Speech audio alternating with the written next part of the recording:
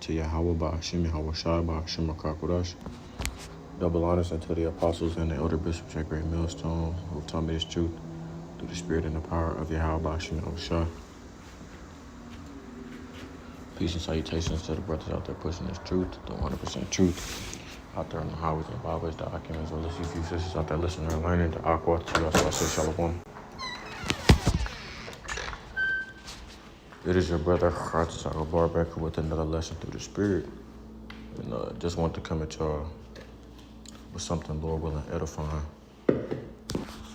Just, normal day, just trying to figure out what I want to talk about in my lesson.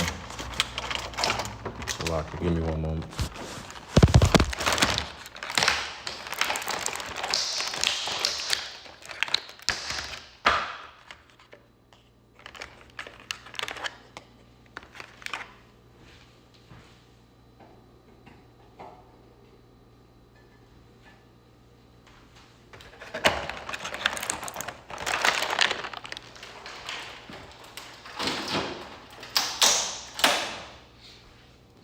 Yeah, like I was saying, just trying to figure out what I want to talk about in my lesson, and kind of just look for some clips briefly, and just kind of told myself you don't need to do a lesson on a clip. Just think about a recent encounter you've had. So this was thinking about a conversation I was having with some of my worldly friends yesterday about investing. We're just talking about 401ks and Roth IRAs and retirement and stuff like that. And I'm like, people are always talking into the future as if tomorrow is promised, man. It's like, I don't understand how these people don't see the signs that we're not going to be in this earth age much longer, So it's really just the point of, my main point of doing this lesson, man, is that. So I want to go ahead and get this, man. The book of Romans, the 8th chapter and the 5th verse says, "For they that are after the flesh do mind the things of the flesh, but they that are after the spirit, the things of the spirit." And that's why there's this disconnect, with people that you, or with your friends that are in the world. That's why there's a disconnect, because they mind the things that are right now in the present, and you're looking in a different type of future, You're worried about spiritual things. The spirit and just the truth is always around you, and it's always upon you. You're thinking about it constantly every single day. There doesn't go a day by where you're not thinking about the scriptures, or you're not thinking about something spiritual, or just the end times. It's just ingrained in you, And vice versa, the worldly people are constantly thinking about worldly things that are temporal, that hold no value in the eyes of the Lord. So that is the reason why.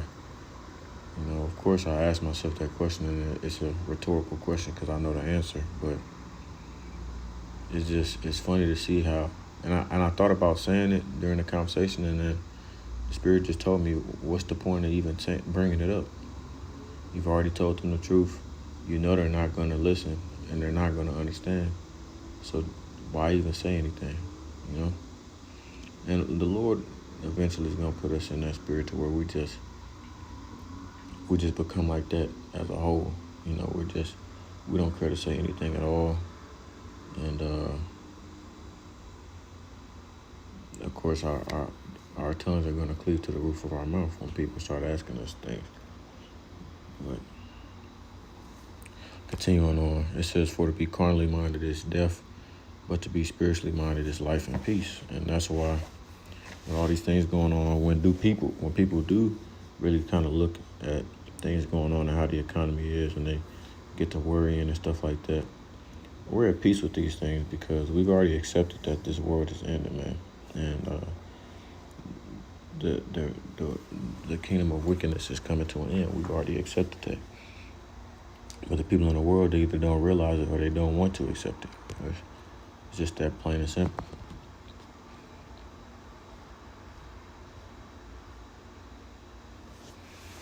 The actions that they do, it's just carnal, man. It's nothing wrong with investing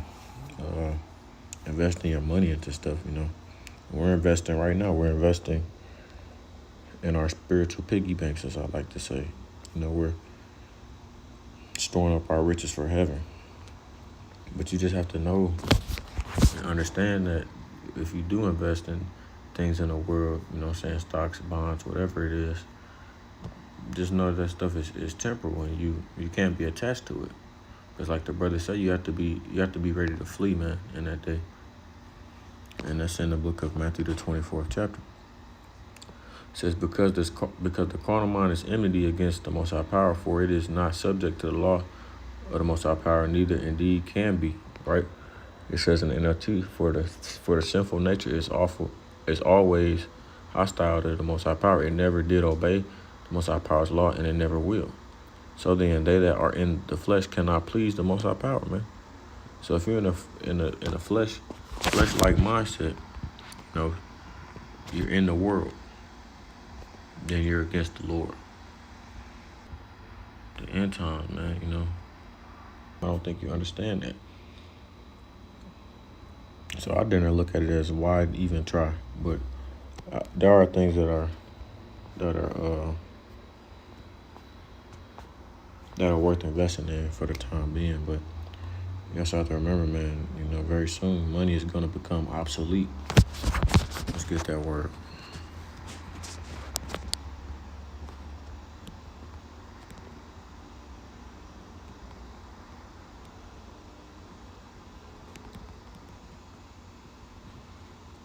Obsolete means something is no longer used or needed because a newer, better invention has replaced it.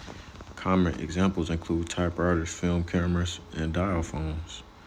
Meaning and uses: out of date, no longer current, fashionable, or practiced for modern life. Replaced, displaced by advanced technology or better methods. Right? That's what the digital, what do they call it? I'm digital currency, of course, but I'm trying to think of the bank, UIB, UBI, Universal Basic Income, and CBDC, Central Bank Digital Currency. Digital currency is going to replace paper money, and although paper money, fiat currency, never held any value anyways after it stopped being backed by gold and silver.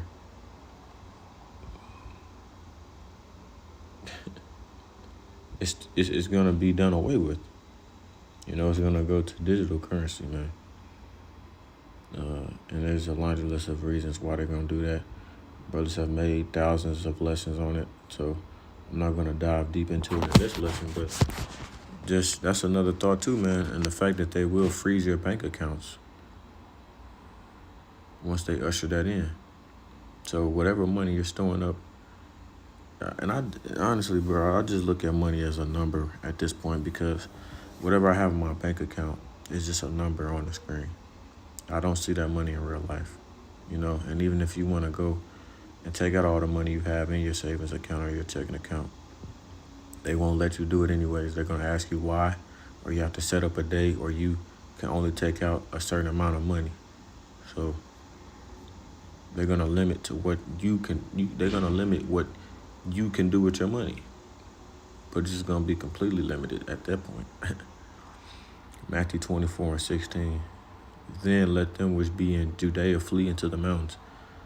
Let him which is on the housetop not come down to take anything out of his house. Neither let him which is in the field return back to take his clothes. And woe unto them. Well, I'm going to end it right there, man. Pretty much saying that once the day of trouble comes, once Jacob's trouble hits, man, you're not going to have time to go back and get things, Just leave it. You have to be willing to leave everything behind. Leave the world behind. You got to be able to just go, man.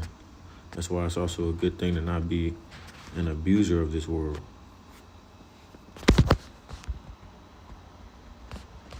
Because once you abuse the world, you rely on this world so much, you become attached to it. You become reliant on it.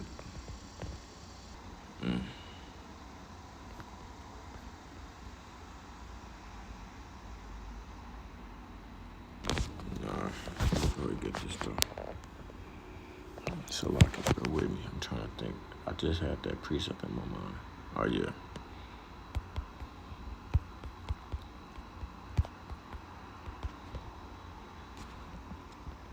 Seven.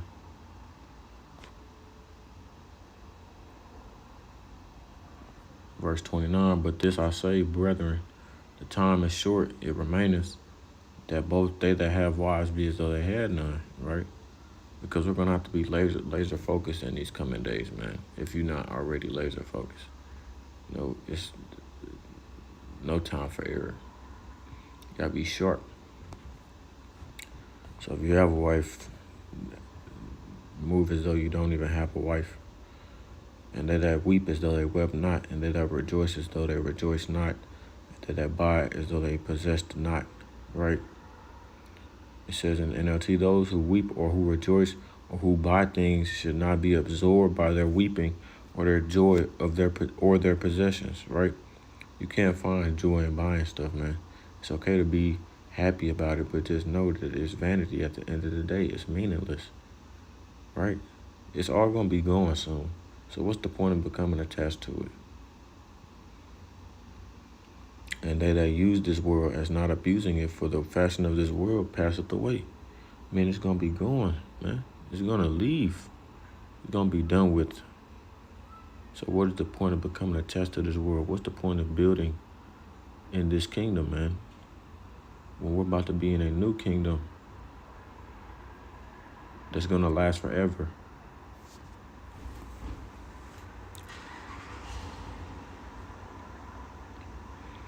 Those who use the things of the world should not become attached to them.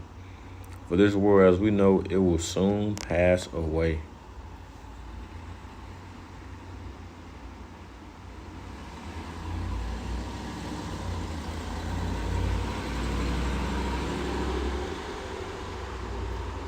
In due time, it's going to pass away, man.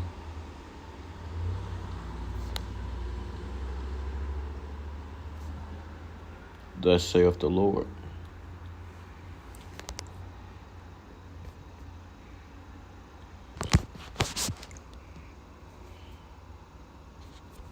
Will weep and you will be merry, because we already don't have anything in this world anyways.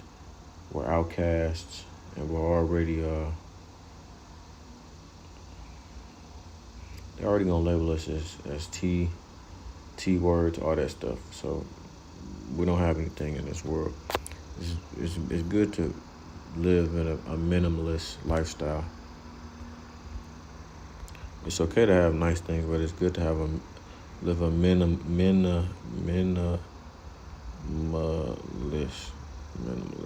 I can't spell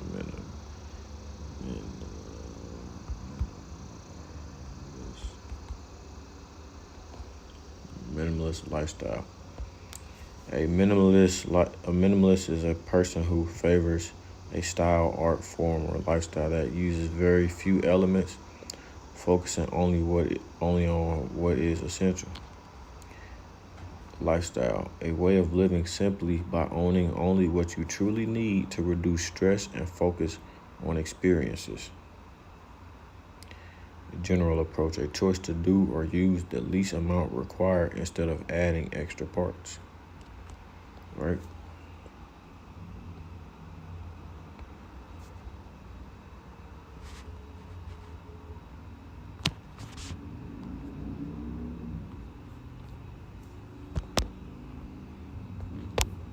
It's very beneficial to live that way, man. So, that being said, man, I want to close it off there. And Lord willing, the lesson was edifying to those out there listening and watching. With that being said, I'm going to end it by giving all praises, honor, and glory to Yahweh, Ba'ashem Yahweh Shai, Ba'ashem Rakakodash. Double honors unto the apostles and the elder bishops at Great Millstone, once again, who have taught me this truth through the spirit and the power of Yahweh, Ba'ashem Yahweh Shai. And until next time, I say Shalom, Israel, Shalom. As always, we're one day closer to the kingdom, man. Keep pushing, keep pushing, keep pushing. Shalom, Israel, Shalom.